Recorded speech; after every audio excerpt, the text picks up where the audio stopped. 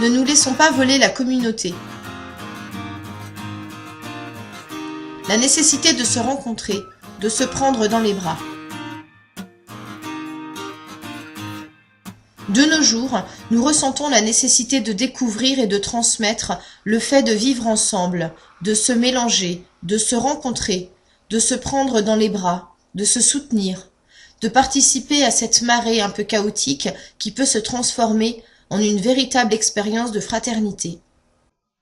En cette époque précisément, les disciples du Seigneur sont appelés à vivre comme une communauté qui soit le sel de la terre et la lumière du monde.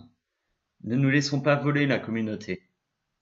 Je désire demander spécialement aux chrétiens de toutes les communautés du monde un témoignage de communion fraternelle qui devienne attrayant et lumineux, que tous puissent admirer comment vous prenez soin les uns des autres, comment vous vous encouragez mutuellement et comment vous vous accompagnez.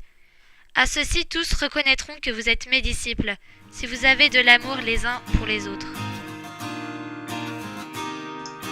Courir le risque de la rencontre avec le visage de l'autre. Personne ne se sauve tout seul, c'est-à-dire ni comme individu isolé, ni par ses propres forces. L'Évangile nous invite toujours à courir le risque de la rencontre avec le visage de l'autre, avec sa présence physique, qui interpelle avec sa souffrance et ses demandes, avec sa joie contagieuse dans un constant corps à corps. L'unique voie consiste dans le fait d'apprendre à rencontrer les autres. Il est nécessaire d'aider à reconnaître que l'unique voie consiste dans le fait d'apprendre à rencontrer les autres en adoptant le comportement juste, en les appréciant et en les acceptant comme des compagnons de route, sans résistance intérieure. Au cœur même de l'Évangile, il y a la vie communautaire et l'engagement avec les autres. La vie communautaire et l'engagement avec les autres est un message auquel fréquemment nous nous habituons. Nous le répétons presque mécaniquement, sans pouvoir nous assurer qu'il ait une réelle incidence dans notre vie. Comme elle est dangereuse et nuisible, cette accoutumance qui nous porte à perdre l'émerveillement, la fascination, l'enthousiasme de vivre l'Évangile, de la fraternité et de la justice. Ne nous laissons pas voler l'idéal de l'amour fraternel. La proposition de l'Évangile ne consiste pas seulement en une relation personnelle avec Dieu.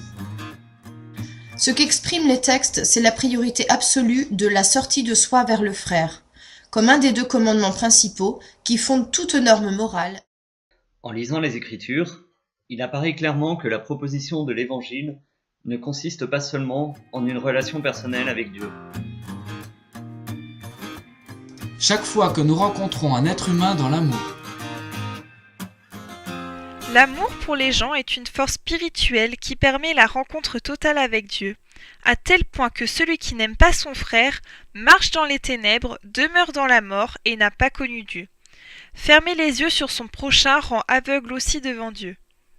Chaque fois que nous rencontrons un être humain dans l'amour, nous nous mettons dans une condition qui nous permet de découvrir quelque chose de nouveau de Dieu.